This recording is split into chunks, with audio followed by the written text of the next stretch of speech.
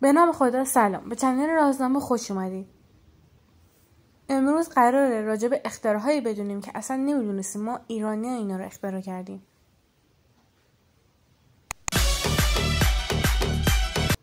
مادها و هخامنشیان به دلیل سبک سوارکاریشون نیاز به چیز جدید داشتن، به خاطر اینکه دامنهای یونانی اصلا مناسب و راحت برای سوارکاری نبوده و اینجا بوده که شلوار اختراع میشه که هم راحت بوده و هم مناسب سوارکاری بوده و کم کم این سبک به کشورهای دیگه انتقال پیدا میکنه.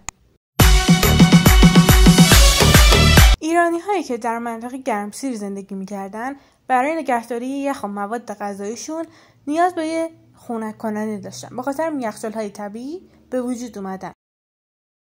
این یخچال ها چجوری کار میکردن؟ این یخچال ها با استفاده از بادگیرهای بلند که هوای سرد را به داخل ساختمان هدایت میکردن میتونستن یخ را تا تابستون حفظ کنن.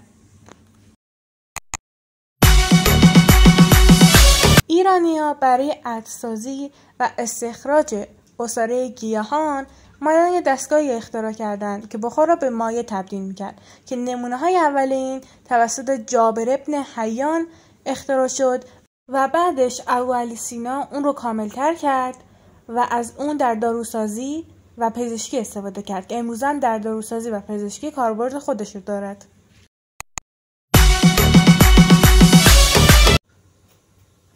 ایرانی ها در قرنها پیش در منطقه سیستان و بلوچستان اومدن آسیاب هایی ساختن که با استفاده از نیروی باد غلات رو آسیاب میکردند که با استفاده از این پره های عمودی که داشتن انرژی باد رو به حرکت مکانیکی تبدیل میکردن و این یکی از اولین استفاده بشر از انرژی بادی بوده.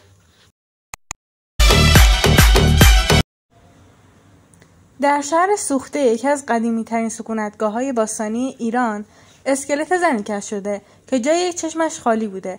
کنار این اسکلت یک چشم مصنوعی بوده که از جنس طلا و قیر بوده که با استفاده از نخ به پلک وصل شده و برای 4000 سال پیش بوده.